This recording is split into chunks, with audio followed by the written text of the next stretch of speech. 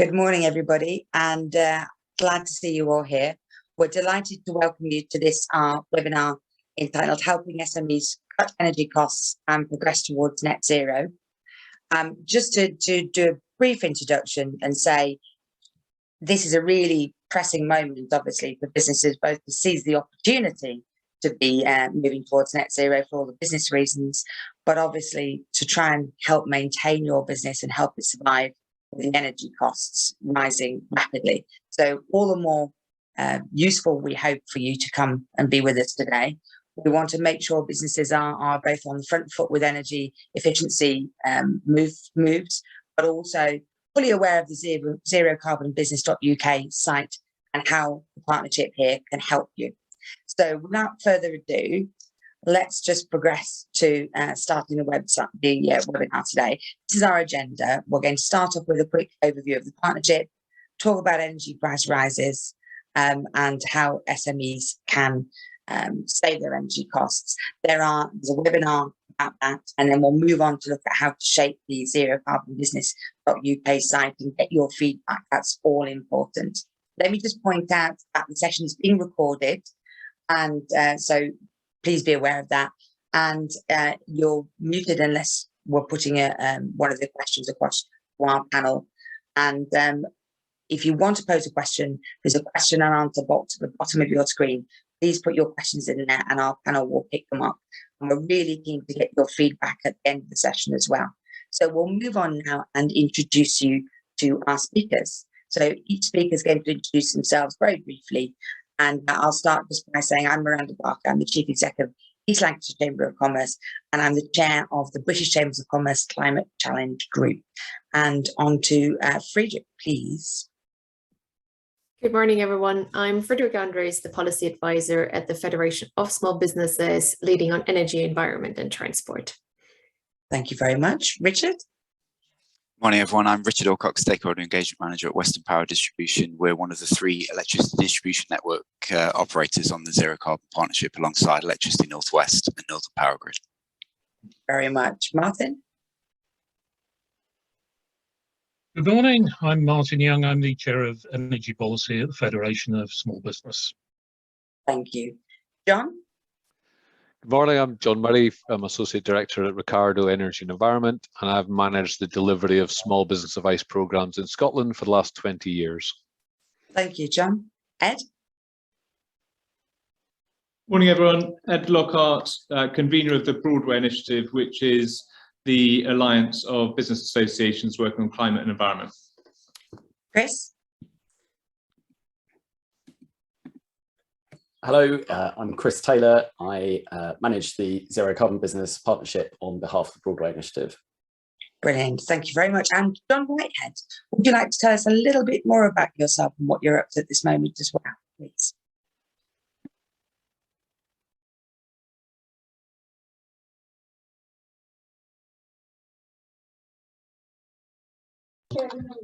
John, just make sure you please unmute yourself and turn your camera on.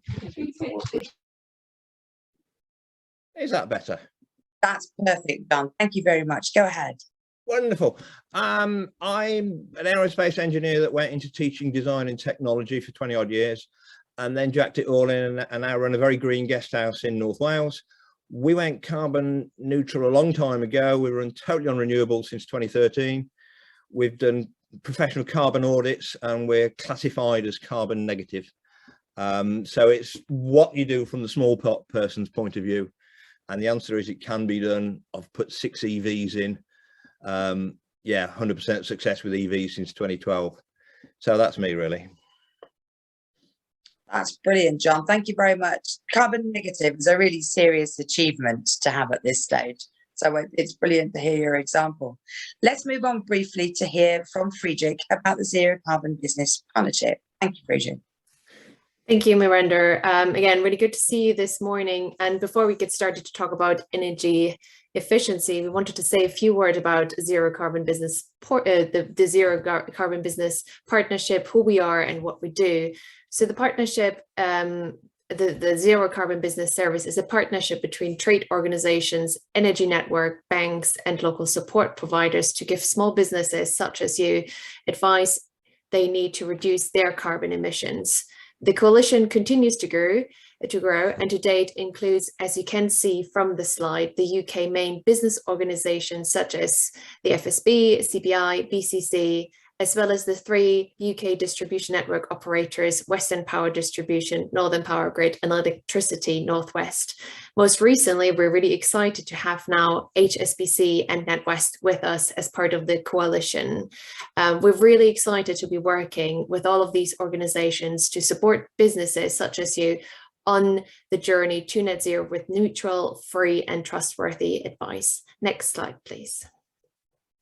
It is probably best for you to explore the site yourself after the webinar. You can go to zerocarbonbusiness.uk. You'll find a number of resources, including topic guides, for example, on installing a heat pump or getting an EV. You'll also find a support directory, sector guides, an event calendar, as well as case studies. So you can see what other businesses have already done in this space. As a partnership, we are working very closely together to reach and support as many businesses as possible and to better understand the support you need as a business on your journey to net zero. We regularly come together as a group to decide on the next delivery priorities, such as energy efficiency today.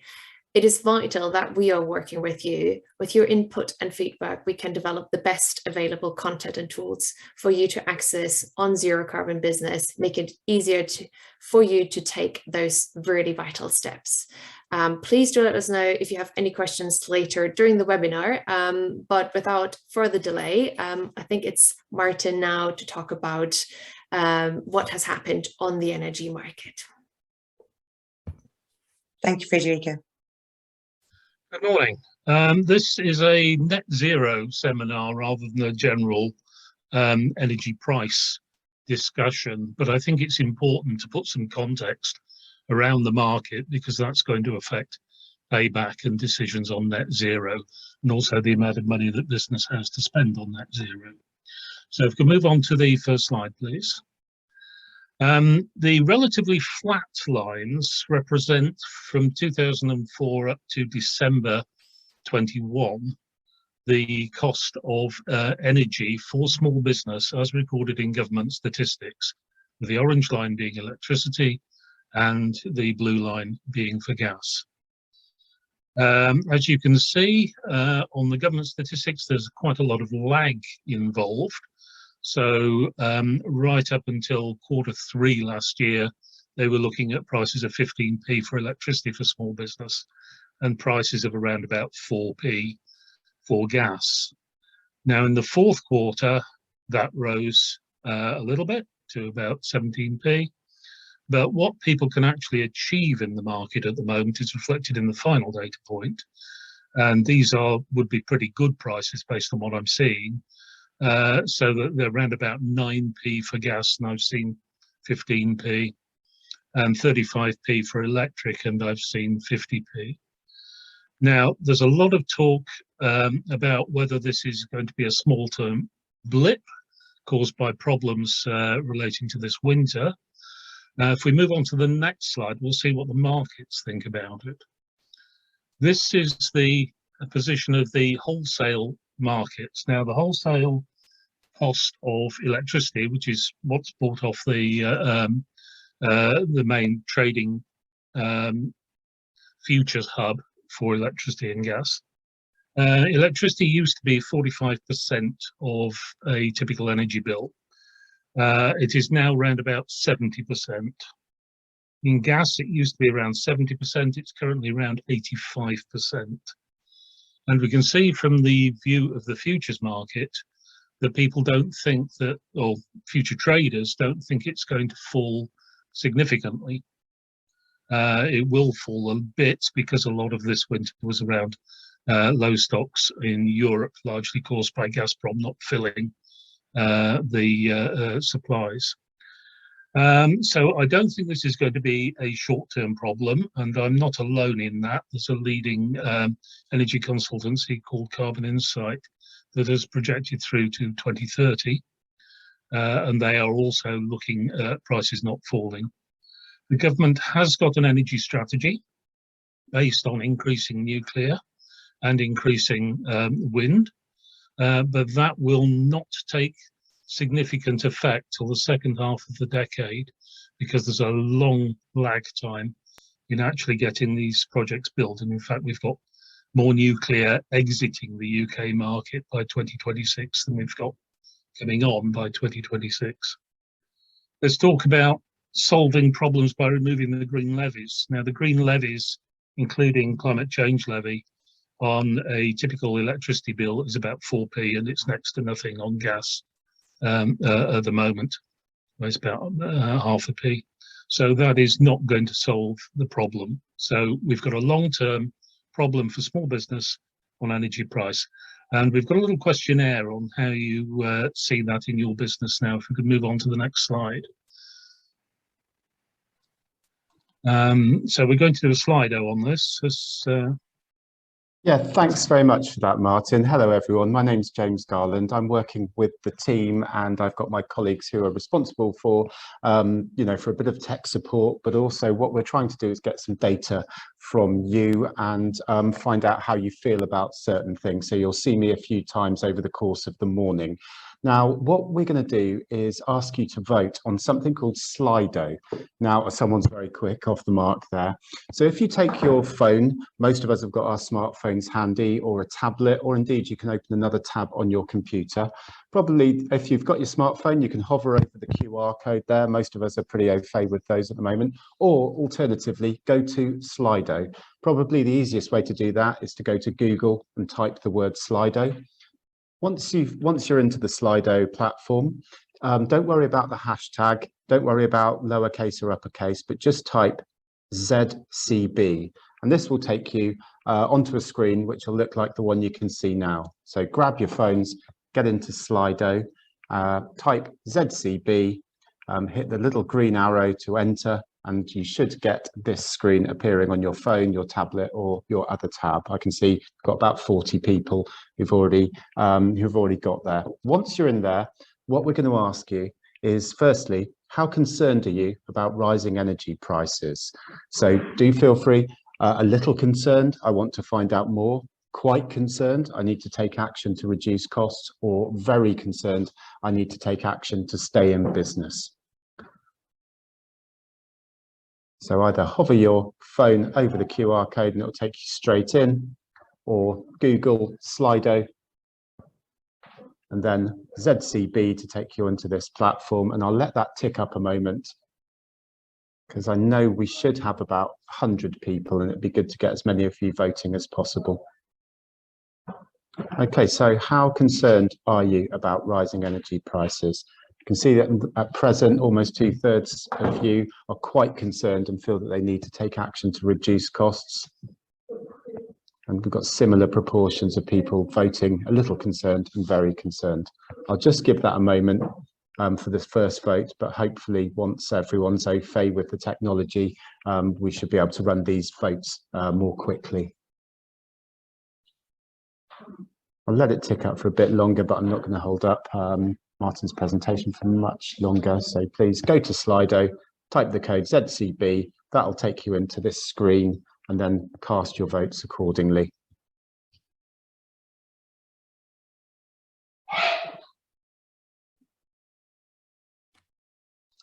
Okay, it seems like we've locked on 74. So I suggest we move on back to the presentation. Great, thank you very much, James. So we're now going to explore what SMEs can do to cut energy costs and progress towards net zero. Next slide, please. So government research has found that typically small businesses can make significant cost savings through energy efficiency. They found that on average, a small business has the opportunity to save between 18 and 24% of annual energy costs, with a payback period on investment of 1.5 years. And 37% of savings could be achieved with zero capital investment. Next slide, please. So we'd like to understand a bit more about our audience today. All of these questions we're asking to help us ensure that the guidance and support that we're developing are best meeting the needs of you. So it'd be great if we could go into this next question.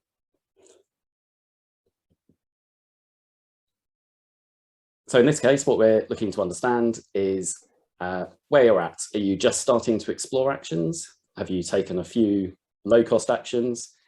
Have you already implemented most of the low-cost actions you can think of? Are you now considering investing in more significant measures, or have you already invested extensively? Great, thanks very much for that, Chris. We got to 74 last time, so hopefully everyone's kind of in the platform, and Chris has read out the options, so I'm going to just let that tick up for a moment or two. So what actions have you taken so far? Seems at the moment, you know, about half of you are just starting to explore actions you could take. It's relatively evenly split between I've already implemented most low-cost actions, I've invested in some significant measures, and I'm now considering invested in more significant measures.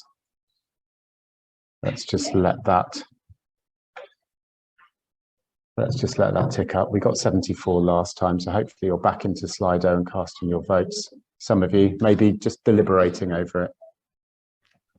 So a few options there. Which one most fits how you as a business are responding to the rising costs of energy?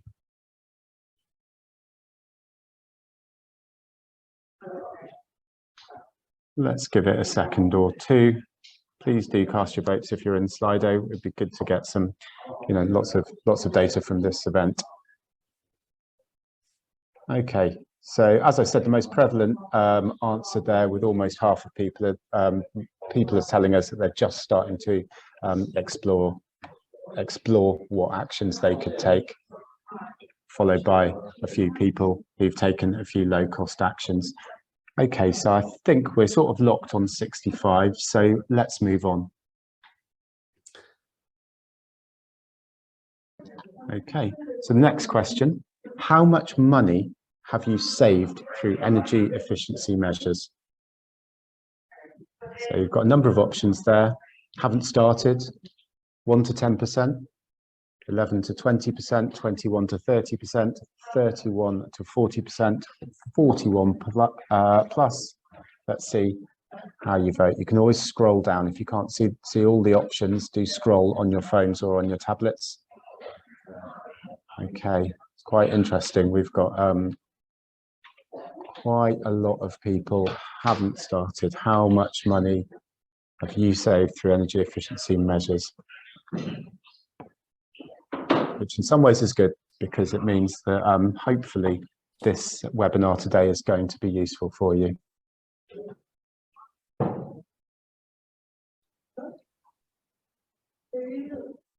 Okay, so the next one, almost a third of people have saved 1 to 10% of their expenditure through energy efficiency measures. We got up to 65 last time. Be good to get a similar number this one.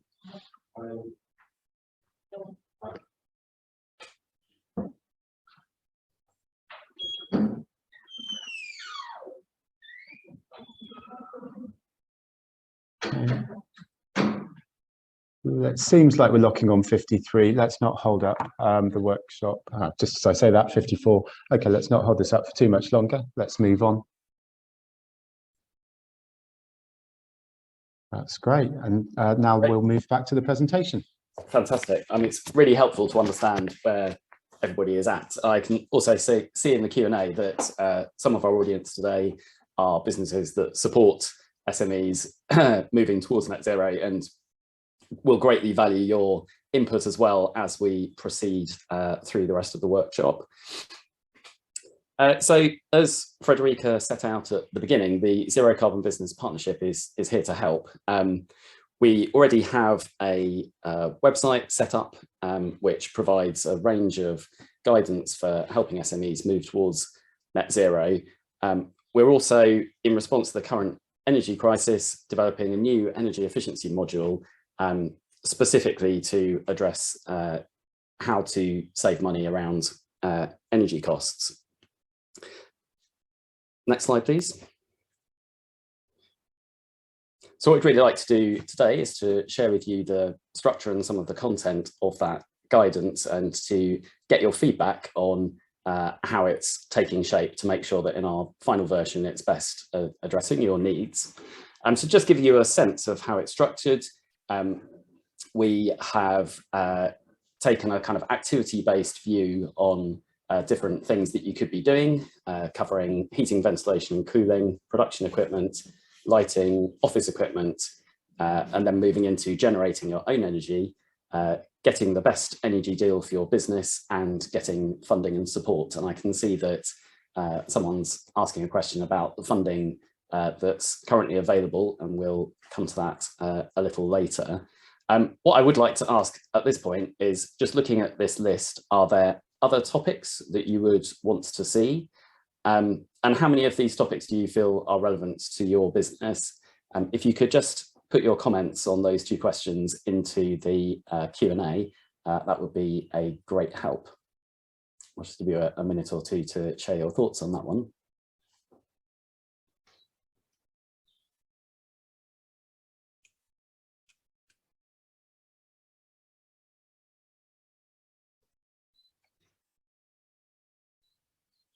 Oh, we've had a suggestion there to add content on behavioural change and carbon literacy of staff, which is a great suggestion. Thank you very much. Also transport, remote working. Oh, someone's asking about negotiating group discounts for SMEs through, for example, solar or electric vehicles. Another very interesting thought.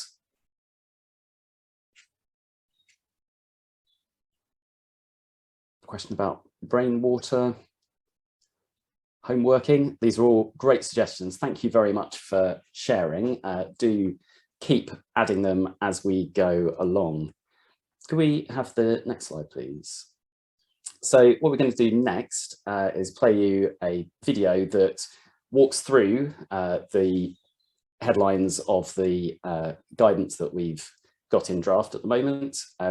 Again, all the way through this, if you have any thoughts about how it could be improved, whether they're ideas that you would like to see included, then please do drop them into the Q&A, and what we'll do afterwards is collect those up and work out how to best reflect them in the final version of the guidance. Can I also ask that if, when you're watching, you think, well, I would like to do that, but there are barriers that are preventing me from doing it. Perhaps you find that government incentives aren't correctly aligned in your particular circumstance, or maybe it's just that you don't have the time or lack the skills. Again, all the way through, if you can keep dropping in your thoughts into the Q&A, then that will all be really helpful. And we're especially keen to make sure that we're always feeding back to central government about how the incentive framework can be improved to help you make the progress that we all want to make. So with those thoughts, let's watch the video. Heating, ventilation and cooling systems account for 40% of an average SME's total energy bill, so reducing the power they use can have a significant impact on costs. Here are some ideas. Set your heat lower and save 8% monthly for every 1 degree Celsius. If you have a single thermostat for your entire premises, set it to the lowest comfortable temperature for the hours people are at work. Program it to go down after hours, or set a reminder to do it manually. It can also be helpful to appoint a staff person to be responsible for thermostats. Set your cooling higher and save 1% for every ½ degree C. You can cut daily energy consumption up to 1% for every ½ degree C you avoid reducing the average temperature over an 8-hour period. Get a smart thermostat and save up to 10%. Smart thermostats control your heating and cooling systems through a digital display or app on your phone. This gives you more flexibility to control and schedule temperatures. Carbon Trust estimates that scheduling improvements can save up to 10% on energy bills. Do regular maintenance to avoid up to 30% in cost increases. Carbon Trust estimates that operational maintenance on your boiler, air conditioning and other HVAC systems can avoid up to 30% in cost increases. You may be able to do easier tasks like cleaning or replacing air filters.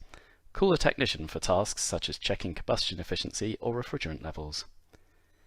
Reconfigure thermostats and workspaces.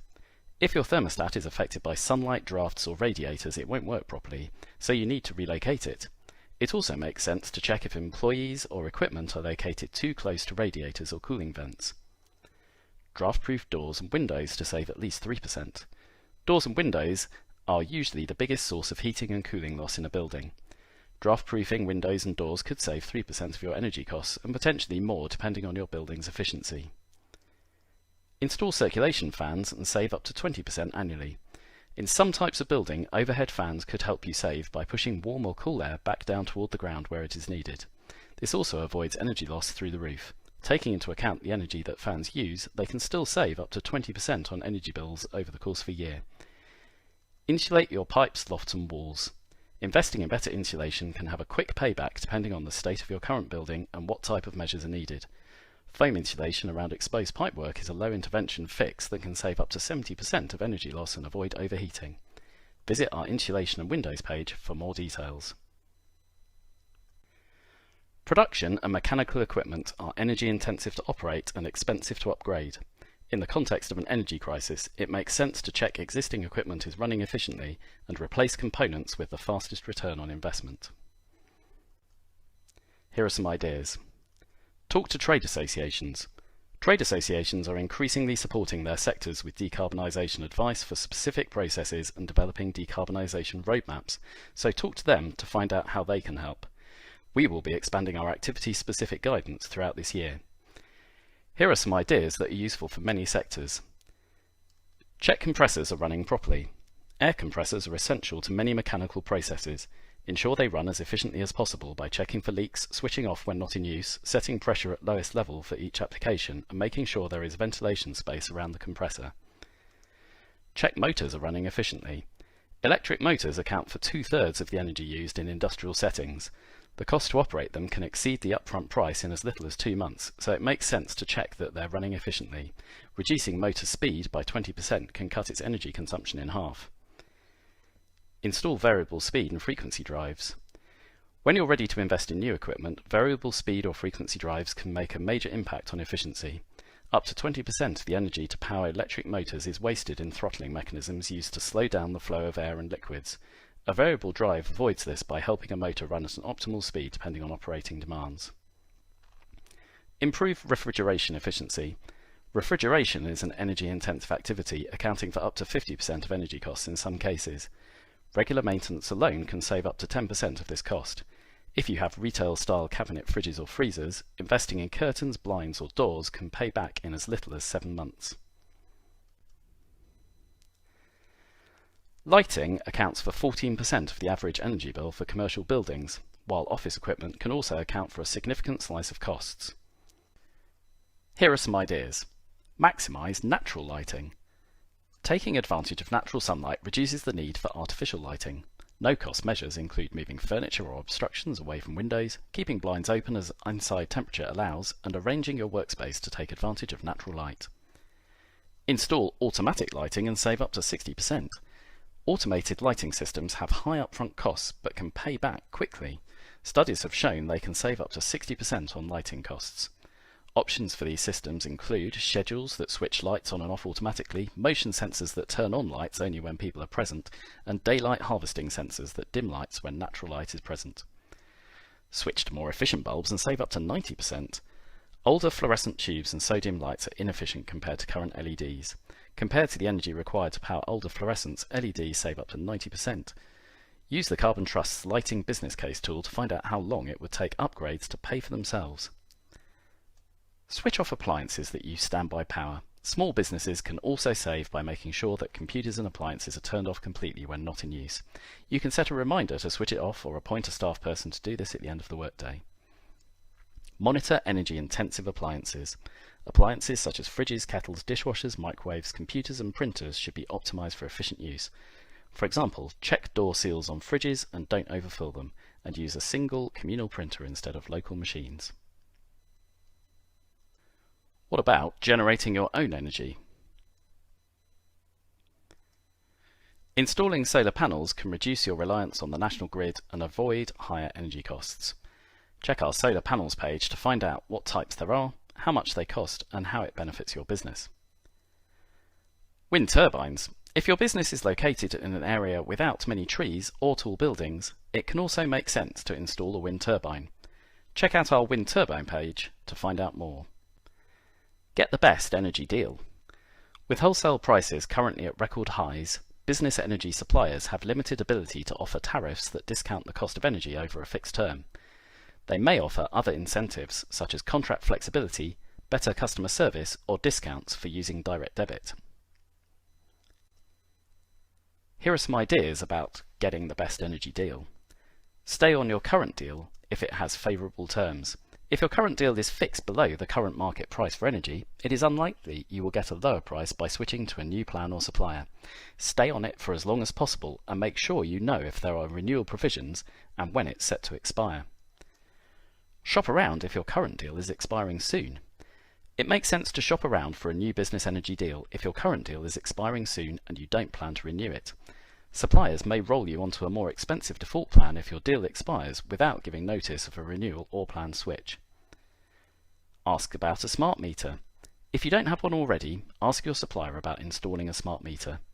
If you're eligible, one will be installed at no direct cost to your business. These devices provide real-time information on energy consumption and help make sure you're only being billed for what you use. You can also get access to a broader range of energy deals, including smart tariffs. Get funding and support. There are several ways to get short and long-term support to manage higher energy bills. Ask your supplier about a payment plan. If you need urgent relief from high bills, ask your energy supplier about a payment plan or access to hardship funds. Check the Ofgem website for advice on talking to your supplier. You can also get help from the Citizens Advice website. Find business grants and schemes. Use our funding and support page to find green business grant programs in your region. Many help with improving energy efficiency and offer matching investments or grants. Here are some examples. Get up to £6,000 off a low carbon heating system in England or Wales. Starting from the 23rd of May 2022, you can apply for a grant towards a heat pump or biomass boiler if you own your home or small non-domestic building, have an energy performance certificate showing adequate insulation, and are located in England or Wales. Check gov.uk for full eligibility details. Get a business rate exemption on renewable energy generation and storage in England. From April 2022, you can get a business rate exemption for eligible equipment used in on-site renewable energy generation and storage. According to the Spring Statement, you must be located in England and purchase solar panels, heat pumps or other on-site renewable technology, or receive energy from low-carbon heat networks. Check gov.uk's guidance on business rate relief for full details when they become available. Get a cashback grant towards renewable heating and energy efficiency in Scotland. In Scotland, SMEs can also apply for a 75% cashback grant of up to £10,000 towards the cost of a renewable heating system and a further 30% cashback grant up to £10,000 for energy efficiency measures. Save the VAT on energy saving measures at home, England, Scotland and Wales. From the 1st of April 2022, VAT will no longer be charged on some domestic energy saving measures in England, Scotland and Wales. This means that it will be cheaper to make your home business more energy efficient. Measures include insulation, heat pumps, solar panels, wind turbines and more.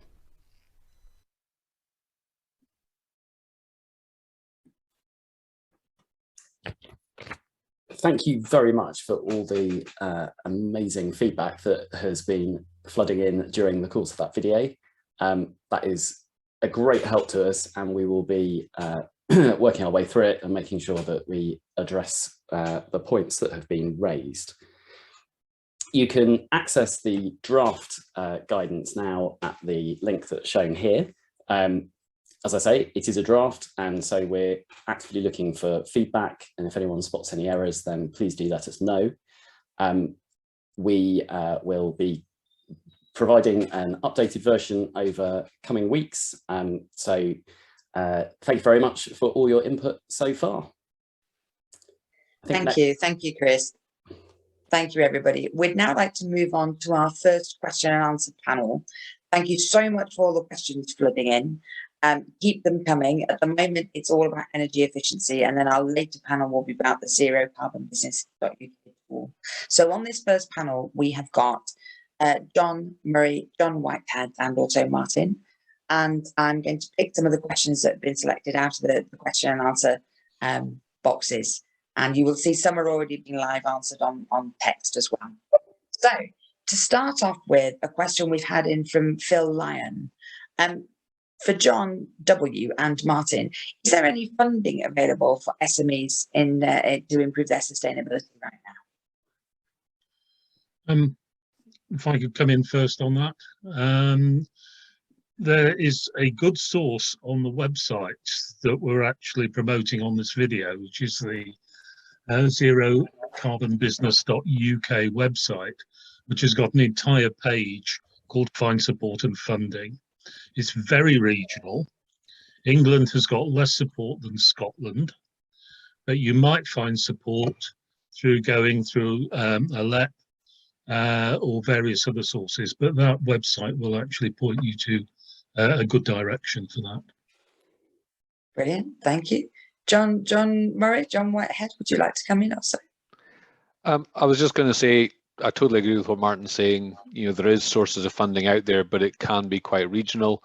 That said, especially with the high energy prices at the moment, if the business case stacks up that, you know, the payback is, you know, only a couple of years, it's absolutely worthwhile looking at, you know, using businesses' own, you know, savings, or going to the bank potentially and asking for sort of funding through those channels to fund these measures, rather than potentially wait on the hope that some sort of funding is going to become available. You know, it can really make a difference to act now.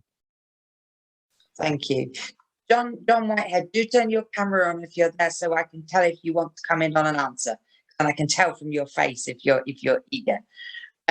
So on to the next question. This is from Neil Campbell, who says, are there any statistics available, government or otherwise, about the possible savings the industry might make to encourage people to get started? And we'll start off with John Murray on this one. Sure. I think, as it was highlighted in the video we just watched, you know, going to trade associations, they often have a lot of information around the savings that are relevant to those particular sectors. So that's a good place to start. Also, organisations like the Carbon Trust have produced lots of information historically on the opportunities. In Scotland, we've got a site called the Business Advice Scotland, which has got a sort of a load of case studies you can search on to sort of find out sort of specific sites that have implemented measures. I think the one caveat in that is because a lot of those savings, you know, and the opportunities were based on much lower energy prices than we're currently experiencing. So actually the potential savings, the paybacks are much shorter, much more viable for businesses now as well. So take that, you know, try and keep that in mind when you're looking at the opportunities that are referenced. Yeah. John Whitehead, what kind of savings have you achieved? Sorry, you need to unmute yourself, my friend.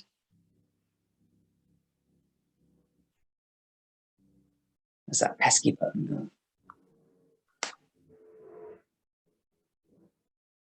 There you go. Thank you. Right, we're at the ridiculous situation where we heat a 7-bedroom house, 700 foot up a Welsh mountain, and it's stone with 39-inch walls, and we make about £400 a year on a government scheme on the top of that. So we heat the house for nothing. So there you go. But the payback on that is about 14 years. Now we're lucky we're there. So you have to be in it for the long game, but with energy prices out there. Yeah. So that's really powerful. Thank you very much. So next question from Richard Helen, and this is, how important is quantitative monitoring and targeting of energy use plus benchmarking to reveal significant opportunities? Well, I take that question. Yes, please, John, that'd be great. So I think I started writing an answer to this. It very much depends on the site, you know, and the level of complexity that site's dealing with. But for most SMEs are smaller. So just taking a measurement of what you're currently using and cost and spending on energy is a great place to start. and then follow that up by just doing a sort of a walk around the site or the building to look for opportunities. Often you'll know your site better than you realize, and you'll walk around and realize, oh yeah, all that piping's uninsulated, or those light bulbs are actually quite old now, or that boiler is quite old. So there can often be very simple things that stand out. If it is a more complex site, then doing a more detailed audit to look at different areas of consumption to identify where the big potential opportunities for savings is much more sensible, so that you can invest your money in the places that are going to get the biggest return on investment, or reduce risks, so investing in replacing equipment that's actually coming towards the end of its life. So it's so sorry for not a simple answer, but it very much does depend on the complexity of the site. But also you can get enthused about making a saving just by seeing a bill reduced, can't you? You don't before you've done a great big. Absolutely. And I would sort of also stress that, firstly, just measuring where you're at, and then feeding back to your employees, about, on sometimes even your customers, about the progress you've made, and the impact it's had can make a huge difference in just bringing your employees, your team, or your customers with you. Martin or John, would you like to come in on that one too? Yeah, I'll come in a little bit on talking to your employees, particularly if you're in a manufacturing business, because there might be very silly, obvious savings. I've seen door seals on small ovens that have failed years ago, and the staff know about it. And that could save quite a lot of money. I've seen window controls with a toaster underneath it. So in winter, the windows are opening and letting all the heat out. So look for simple. We've all seen those situations where you're in an air-conditioned office and someone's got the windows out, haven't you? Everybody's seen that situation. So next question from Joe Smith.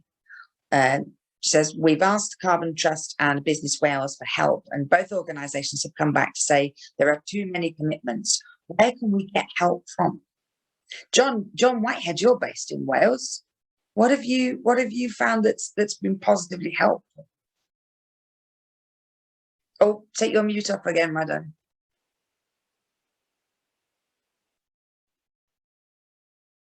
Not a lot, really. I mean, we haven't had any help for about 7 years on things. We're fighting at the moment with electric charging points. I've got 6. I want to put another one in. And because we're not VAT registered, the government won't help us. I think the crunch is once you're VAT registered and you've got employees, you stand a chance. The problem is a lot of people are very small, like our good selves. There are some schemes out there, but it tends to be on bigger renewals. And a lot of the savings, particularly in Wales, with an older businesses, older housing stocks, it's insulation. They've just taken the VAT off, which is brilliant. Should have done it years ago. That's going to be your short-term gain. Apart from, I've got a boiler that needs replacing. Schemes are there for bigger people. Is a brief answer. Martin or John, anything to add? I mean, I've been very fortunate in Scotland managing a programme supporting small and medium-sized businesses, and we supported everyone, and we made a point of making sure we're supporting one-man bands, micro businesses as well as sort of larger businesses, because they often needed more support than the larger businesses. They often don't have an engineer sitting around with expertise, and they often have an idea that they need to do stuff, but they just want the assurance that it's the right thing to do. So, so there can be support services out there, but I do feel for the services that are out there, because even in Scotland, we've seen unprecedented demand for support last year, partly because of net zero, partly because of COP, but also now because of energy prices. So we'd normally do about 1,000 audits a year.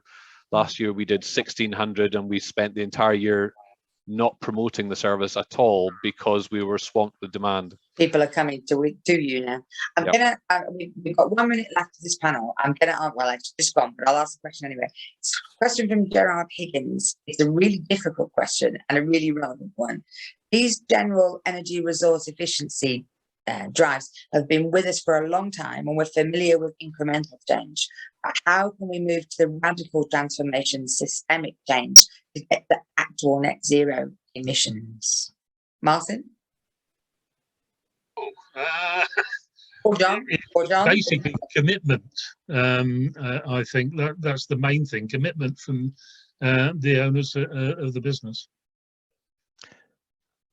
I would add, there's a couple of things. One is from an actual, what can you do right now? It's things like electrify your heat, install renewables, electrify your fleet are some of the key steps that you can take towards that net zero. So even though electricity has got carbon emissions associated with it, you can then buy your electricity from a green source, and that's a quick way to sort of immediately impact on your carbon emissions.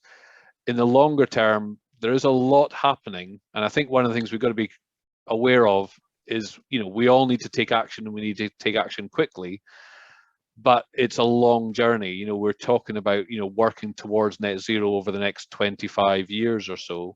So what we're seeing is a lot of big companies being targeted by legislation that is forcing them to report on their carbon exposure.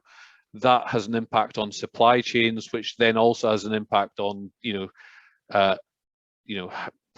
how you can purchase equipment and materials and such like from a low carbon source.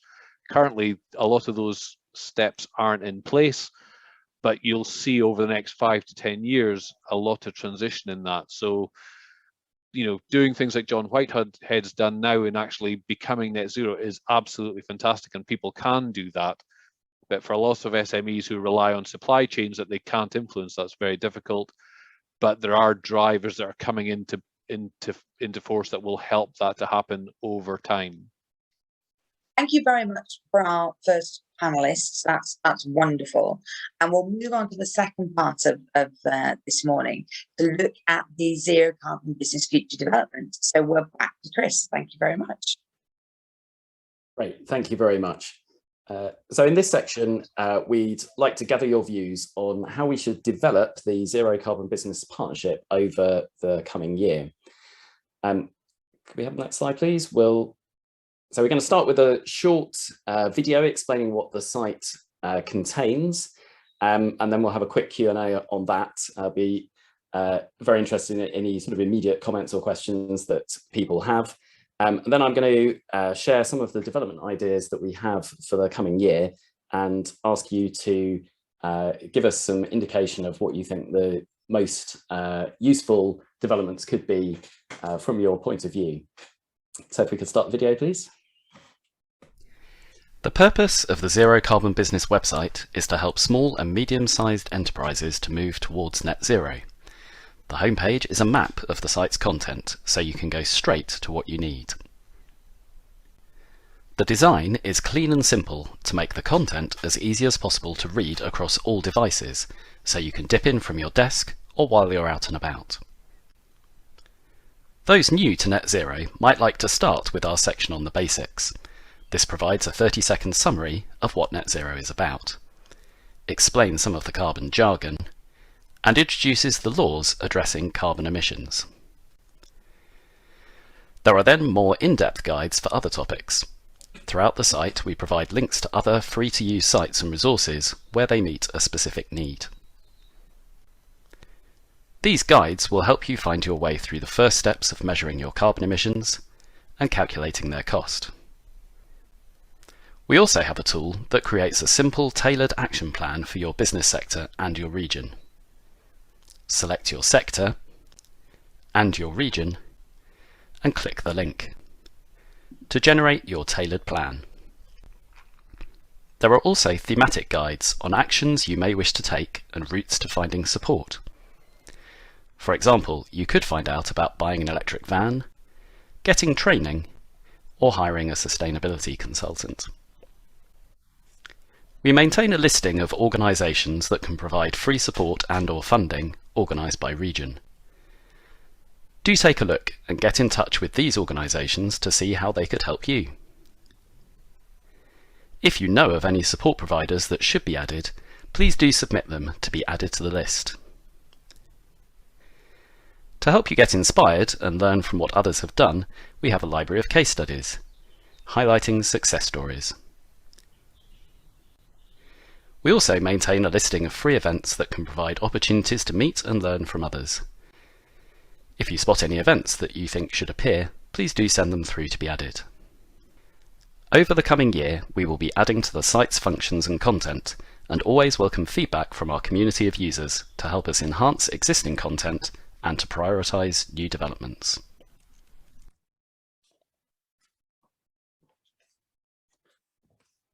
So there you have it. So we'd like to move into a quick Q&A at this point. If we have any immediate questions on how the site has been set up and its goals, then fire away. Looking at our questions box. A good comment from Ben Peace, who says he's developing a tool specifically to help manufacturing SMEs understand what they can do across different departments to reduce their carbon footprint. He'd be keen to work with the whole zero carbon business piece, so that would be excellent. I'm sure someone will follow you up and get in touch with that, Ben. That would be good. Any questions you can pose for us about the zero carbon business tool? I've got some that have been posed in advance. Let me just throw one up. This panel is Friederike, Ed and Richard. And a quick question from our pre-posed ones. How can a zero carbon business tool help me prioritize what I should do first? Anybody want to jump in on that?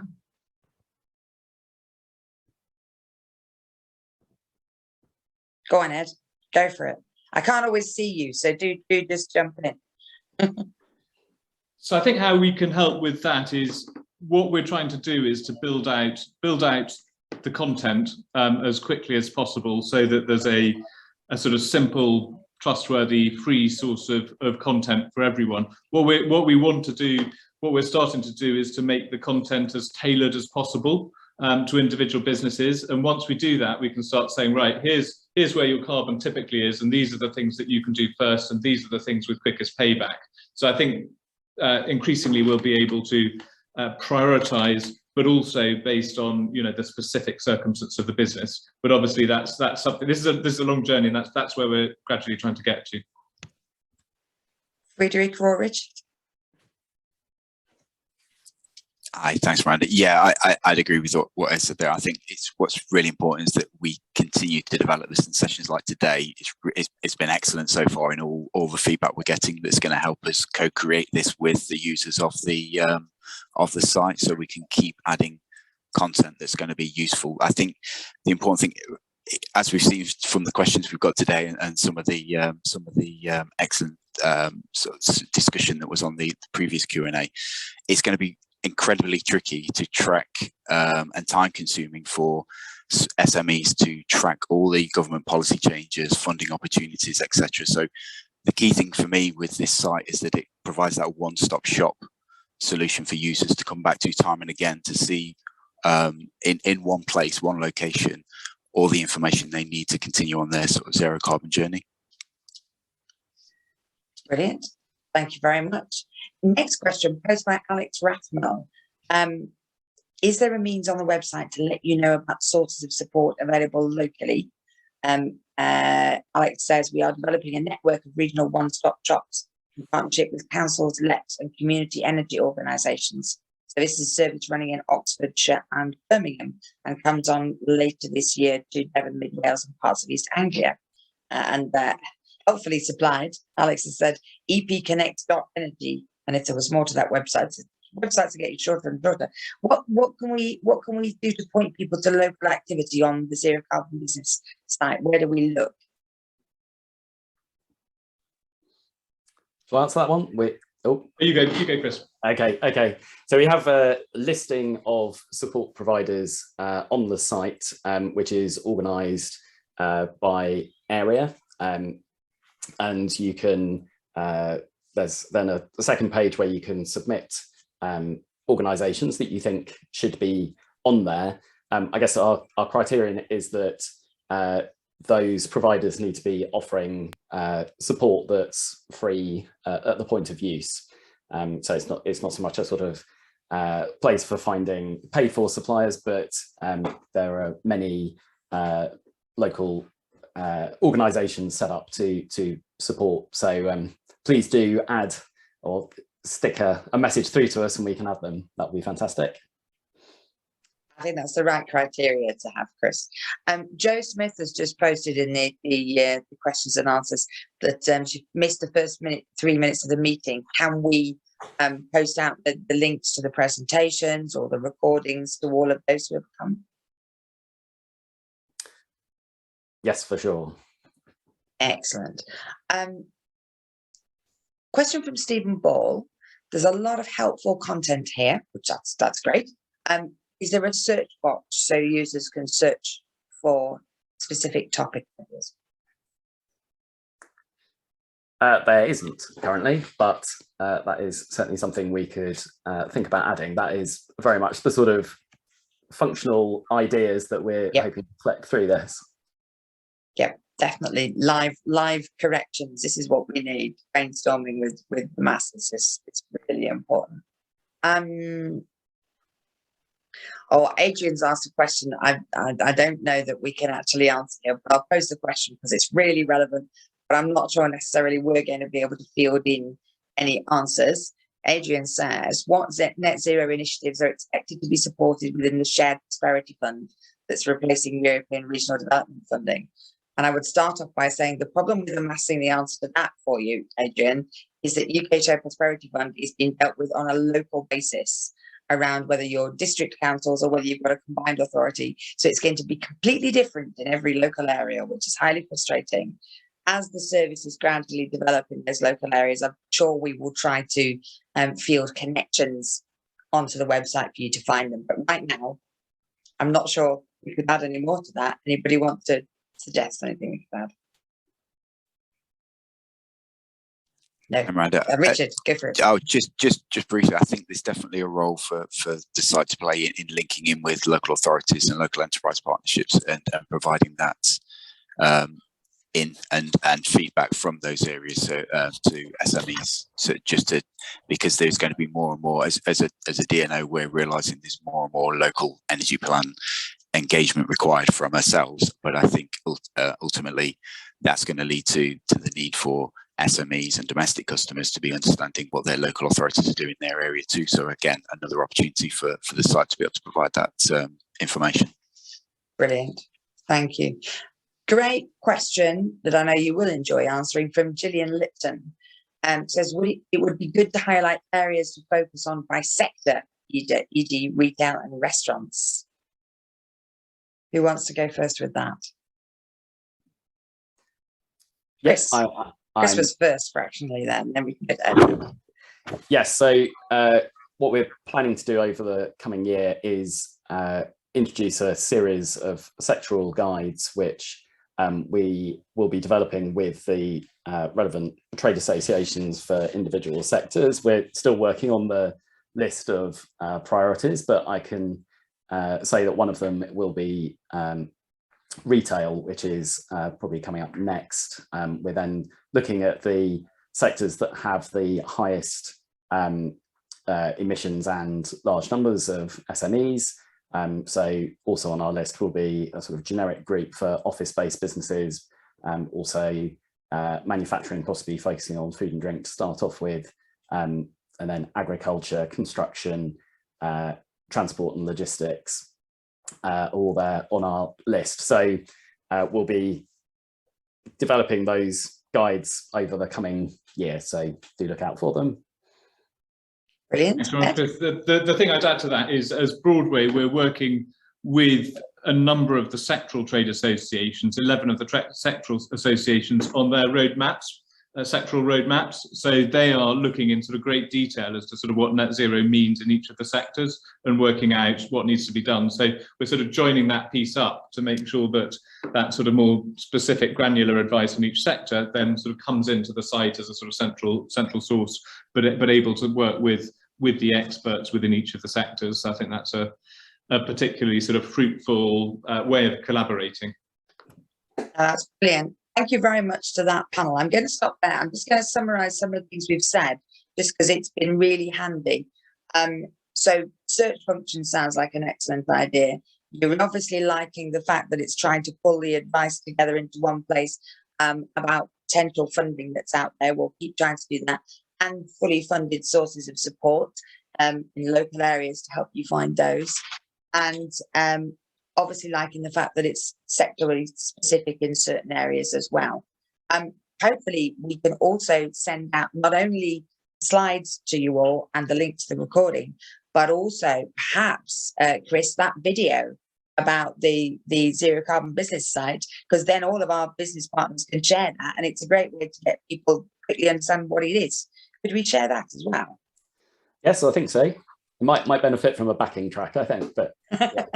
No, that's super. That's brilliant. So thank you very much to the panel and to all of you who are involved in that question session. There is a general question and answer session at the end as well. So if you've got a question that hasn't been picked up, or one that didn't fit with the topics, please do start posting that from now on. So any general questions.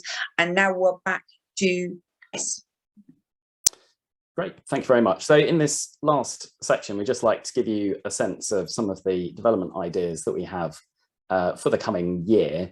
What we'd really like to know is how you would rank these according to usefulness to help us prioritise where we invest our resources. So I'm going to run through them, and then there'll be a chance for you to rank them using the Slido tool in a moment. So the first one is what we're calling a Your Net Zero Plan tool. So we could build a tool that creates a personalised net zero action plan based on your answers to questions about your business activities. This would draw from a library of guidance for specific business activities, going beyond generalities to give actionable recommendations. Then the next one is how your sector can reduce emissions. So we've just been talking about this. So we could produce guides for specific sectors. As I said, we're developing a guide for retail and could develop guides for office-based businesses, manufacturing, agriculture, waste and recycling businesses, construction and transport and logistics. And if you think there are any others that should be added to that list, then please do drop them in the Q&A. The next one would be enhanced local support. So I think will maintain and expand our list of local support providers, but we could do more than that and help establish communities of interest between them to share ideas and to help them provide the best support they can to you and help their voice be heard by national government. Next one. We could do some content specifically on how to apply for grants and finance, which we could develop more in-depth guidance on how to apply for grants and finance, both from government and the finance sector. Then the next one would be net zero transition market opportunities. So we could develop a tool to help you identify business opportunities emerging as new legislation changes how businesses need to operate and the economy transitions to net zero. So this would be a bit different from some of the other content and focus perhaps more on, as the economy changes, what will be the positive things that you're able to contribute. The next one is then guidance on measurement and reporting. So we could develop more in-depth guidance on best practices for measuring and reporting how your business is doing, which is likely to become a more common requirement for you to fulfill as a supplier to businesses focused on net zero. Then the next one is a guide to net zero policies and strategies. So we could provide guidance on how government policy is developing and important dates when legislation will change to help you keep on top of new rules as they emerge. And then last three ideas more around how we communicate and share with you. So the first one could be a forum to ask questions and exchange ideas. So we could add discussion forums to the site to enable you to post questions or propose answers to questions raised, to help share ideas and overcome common problems.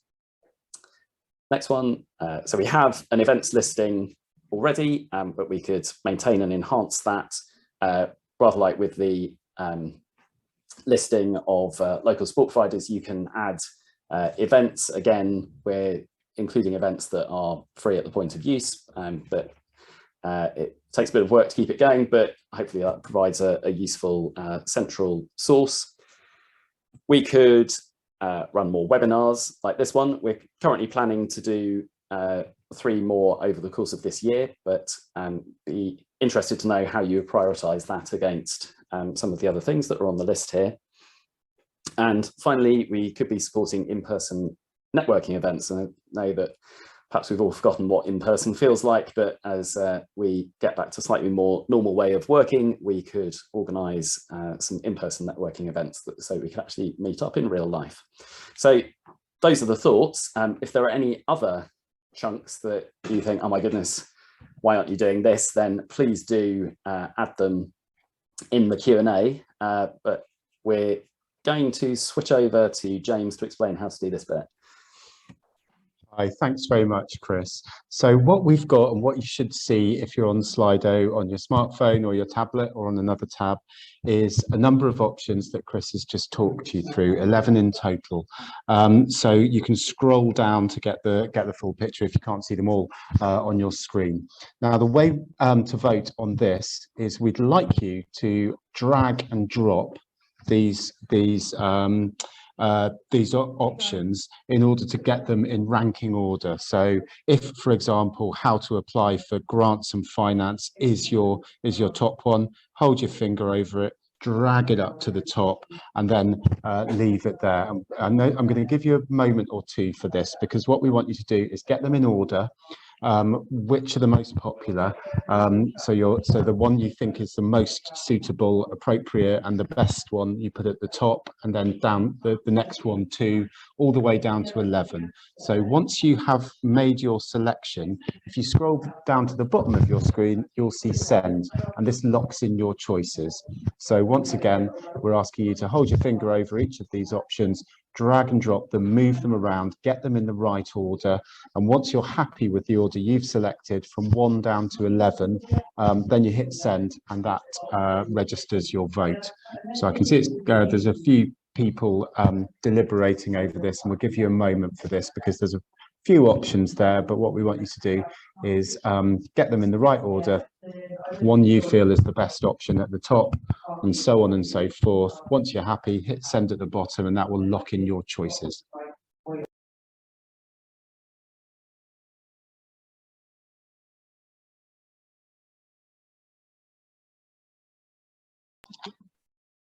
Few votes coming in now. Advice on how to apply for grants and finance, just edging forward.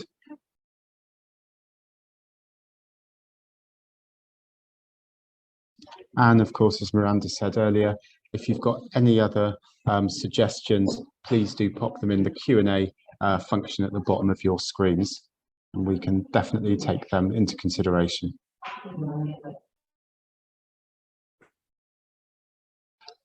So I'll give you a moment or two, because ranking 11 options might take a while. Don't forget, once you've got them in the right order and you're happy, hit that green send button at the bottom of your screen.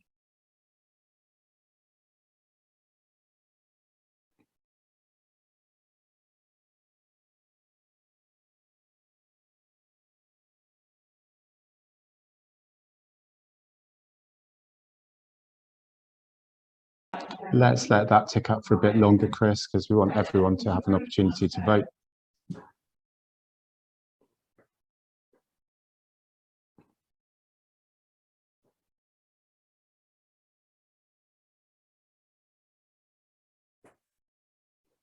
Okay, with these sort of ranking questions, you don't get massive disparities, but we do get really good data. Let's see if we can tick up nearer the 50 mark. Is it possible to find out what's going on a bit further down the list as well? Yes, my colleague can do some scrolling. So let's have a look. So everyone loves your webinar so much, Chris, that in-person networking events are at the bottom at present. Yeah. Okay, I'm just going to give that another minute or two, and then we shall move back to the next part of the webinar. And we are all endeavouring to let people be on their way at 12 noon sharp.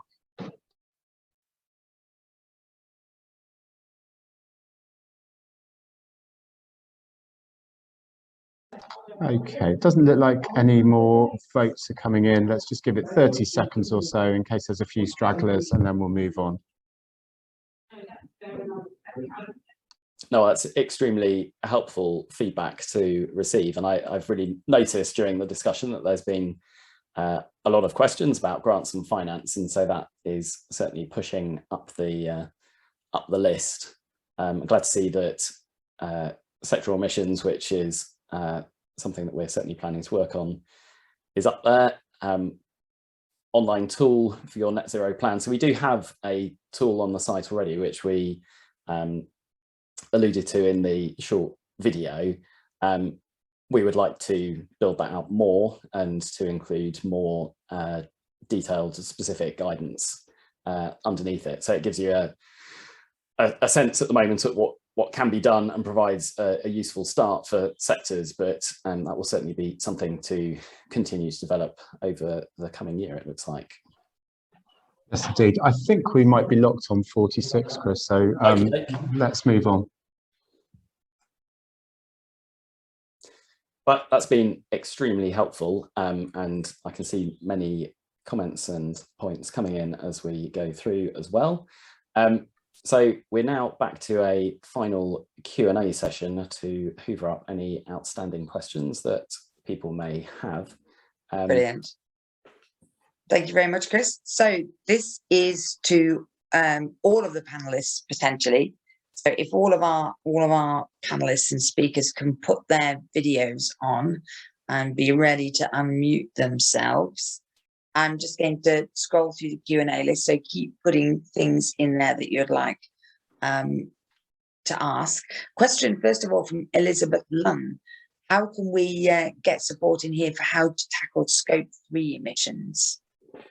And bearing in mind you're all there, just jump in and hopefully we'll all be polite enough not to sound like a on-street broadcast on Radio 4. How can we help businesses tackle scope 3 emissions with it? I'll make a start on that. Oh, brilliant. I mean, thank you. Firstly, the simplest thing is a lot of scope 3 emissions are to do with your supply chain. So, building that into any procurement process, whether that you're at the larger end, so you're going through a tendering process, or whether you're at the smaller end and you're just asking your suppliers about, the emissions associated with the products you're buying from them. But it's certainly a very difficult situation for SMEs because often individually they've got very little clout. So I did sort of allude to the fact that, there are larger organizations that, very large organizations, listed companies that are having to report on this. A lot of those very large organizations are doing a lot of work on scope 3 and on supply chains, which should have a trickle down effect to just the products that are in the marketplace. But I would also think that, speaking to your trade associations is probably another good way to go, because individually SMEs have got very little leverage over their supply chains, but working through trade associations should help to give you more traction in raising the importance of it to you as a customer. Brilliant. Anybody else? If I see you unmute, I'll assume you want to say something. Okay. Right. I'm going to move on. Next question, really relevant one from Gillian Lipton. This is all great, but how will we reach these SMEs? Can we get SMEs to track and report their progress? This might help encourage others to start their journey. And really, very relevantly, she says the reason behind the question is that she's been trying to do this locally, even going so far as visiting the sites and speaking to them. But to get them to start taking action is proving challenging. So how do we reach the SMEs, but how do we also encourage them to go in if the energy prices aren't enough to help them do that? John Murray. Yeah, so it's a difficult question because I think firstly you have to appreciate the position SMEs are in. They're often very small organizations. You're often sitting with an individual with 20 different hats on, so they would love to replace their lighting, but they've run out of toilet rolls, or the cleaner's off sick, or there's lots of other competing priorities. That said, so it is about general awareness raising. It is about the initiative that we're talking about today, in just building that momentum so that when businesses are in a position where they have got time to look at it, then there's then there's a support mechanism there that they can easily access that gives them quick and easy answers and allows them to implement changes, quickly and relatively painlessly. So, sorry. So I was just going to say, so reaching businesses that aren't engaged is very difficult, and often it does need a concerted, communications campaign to reach out and engage with them and help them to appreciate the benefits of taking action. But it's quite challenging. But equally, what we're seeing from other comments is there are lots of businesses out there that are aware of this. There are certainly, especially at the moment with the rising energy prices, there are lots of SMEs that want to take action. So often the focus is to support those ones first, rather than trying to engage the SMEs that have not looked at this agenda yet. No, it's very true. I mean, in terms of reach out, Gillian, we have an amazing group of organisations here to try and reach a really large percentage of SMEs. We've got all of the sort of standard big five business relationship organisations. We've got a trade associations. We've got the distribution network organisations with the electricity suppliers. We've got a lot of partners across different industries. So we're trying to make sure this is being seen as a platform that's almost agnostic, that everybody can push as a first port of call. But you're absolutely right. It's how do we progress? The early adopters will adopt early. Everyone else is hopefully being pushed by pricing and where customers are going. It is trying to quantify those benefits. I think the other thing to add to that is that I think something we can do through this network is increasingly understand the barriers within each of the sectors to action. Yep. So where is it might be that regulation is needed, or that we're going to get action through supply chains, as John described, or the incentives. We need the right funding or financing through the bank. So I think through this network we should be able, and perhaps that's the subject of the next webinar, is sort of understanding barriers to action, and then being able to feed that back, particularly to government or whoever it is that can act and help remove some of those barriers. No, brilliant. Thank you very much.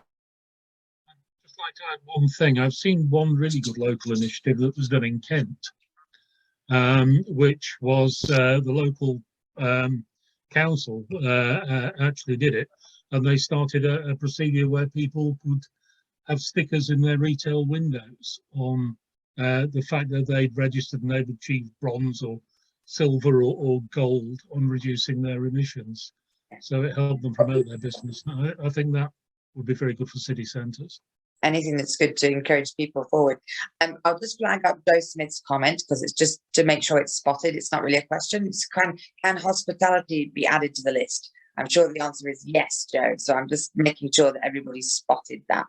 So from Dan Wellington, how do you get to be one of the local support providers? Who would like to go first?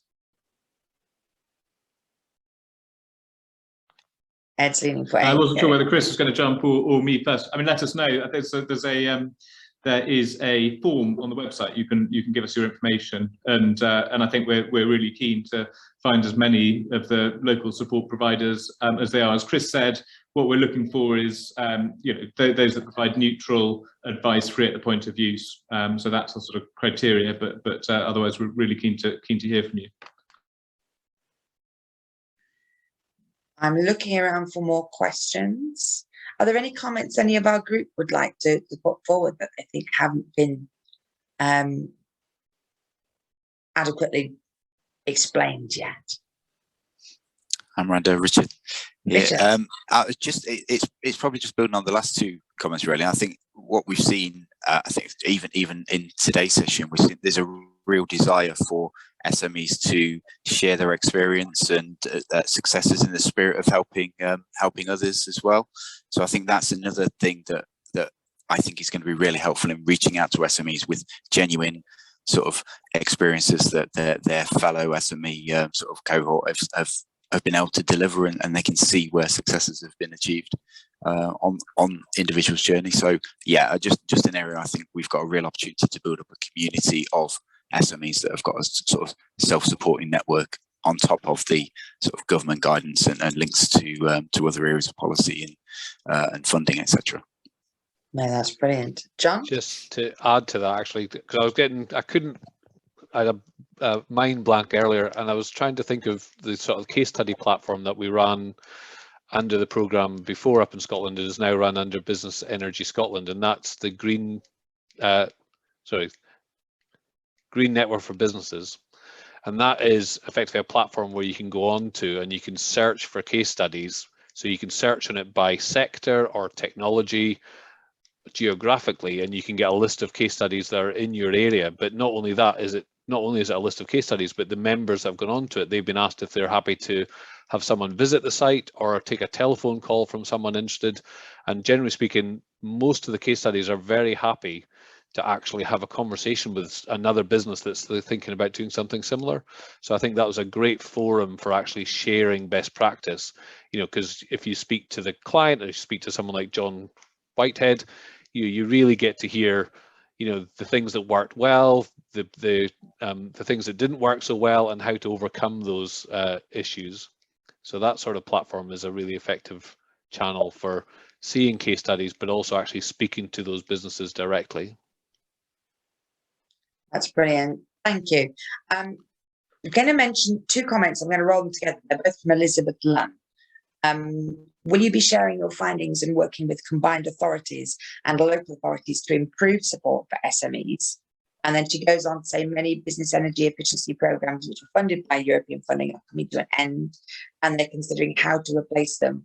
Working together can ensure a more improved service for SMEs. So if we're are we going to be making sure we're sort of pushing out the feedback and the information we're getting about things that are good and things that have worked? Yes, I mean, I think over the course of this year, where we were talking about that idea of enhancing our relationship with local support providers, I think this is very much the sort of thing that we can do to help build the capacity. So we have made some progress with local authorities, but we're going to push on that during the course of this year. So that will hopefully get some movement and shared ideas working. Anybody else? Okie dokie. Question a bit earlier from Richard Helen. Could there be an energy management knowledge sharing forum for sectors, perhaps anonymously, so we can compare like for like in a dynamic benchmarking sort of way of actions taken? Maybe energy suppliers, perhaps, with access to smart half-hourly meter. I didn't know what I was going to say before I got to it. Smart half-hourly meter data recording could be active in this in terms of information processing and becoming more service-orientated rather than sales-focused. Is there an energy provider that wants to jump in on that? What do we think about having the forums online that we can start to bring businesses into to discuss? The only thing I was going to comment on is the idea of it is really good, and being able to benchmark and understand where you are compared with the industry standards, whether you're an exemplar or you're lagging behind. Lots of guidance has been produced in the past on that. So, again, I think the Carbon Trust had a lot of guides that used to be available that allowed you to benchmark your consumption. But as far as just getting and sharing energy consumption data, that doesn't unfortunately tell you enough of a picture. You need to be able to compare it against the number of widgets or the number of covers, the size of the business or the turnover in order to make that data meaningful. So a little bit of data can actually sometimes not be very helpful because you're not comparing always like with like. That's true. So there might be some use in having those infusing sort of sessions, but it's one of those things that's not chapter and verse, is it, in terms of being able to translate across? Yeah, it's tricky. It is. Any last points from the panel that you'd like to raise? Things that you think we haven't got across clearly enough because we're about to wrap up. Ed. The two, I found this a really, really useful session, certainly from our perspective, to get your feedback on, particularly on the sort of the piece of work we're working on, which is obviously sort of very topical around, energy savings and cost savings. And I found it actually quite an effective way to get lots of feedback on what does this look like from your perspective or whatever, really useful from our perspective. So I think just thinking about what would be useful future webinars, and if any people, if that's not in the feedback form, it would be good just to get ideas from people around sort of specific topics, whether it's barriers to action, whether it's on funding or financing, sort of what would be useful from your perspective. I think then, sort of just to give you a sense of how we take this away, we've got our partnership board meeting tomorrow, where we're sort of directly feeding all the feedback we've had today and the sort of prioritization and all of the feedback and data you've given us, so that we can consider how we prioritize what things we sort of give greatest prominence to and invest in over the next month. So I just wanted to give a bit of an impression about how we build on all the feedback we've had during the session. That's brilliant. Sorry if I haven't stolen your thunder, Miranda. No. Thank you very much. That's quite right. It's really important that we're getting proper live feedback from businesses in shaping this. Can we move to thank you very much to the panel. Can we move to the next steps, just so we can make sure you've got all the connections and information you're going to need. So please make sure you are going to zerocarbonbusiness.uk and looking out for new content.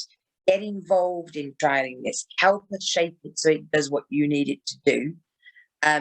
Best practice examples, all sorts of stories to Chris at broadwayinitiative.org.uk. And we will keep on running these seminars. Just to close by saying, it's really important that you as early adopters are getting the credit and also showing the benefits that businesses can make by being early adopters, like John Whitehead. But also, it's really important that you're calling for what support you need to help you progress. You're not an early adopter. With the energy prices the way they are, it's crucial for our businesses, not only to help us get to net zero, but to help our businesses survive. So we need to make sure the right support is out there, and we need you to help us to shape that. Please fill in the feedback form, which is going to be posted now, and also hopefully the link to that will be sent out in all of those bits of information that we've said we'll send you. And please be around to help support us in developing the platform to serve you best over the coming decades. So there's the feedback form link. Grab that, open that before we close off. And it's been lovely to talk with you all today. And we look forward to seeing you again soon. Thank you very much.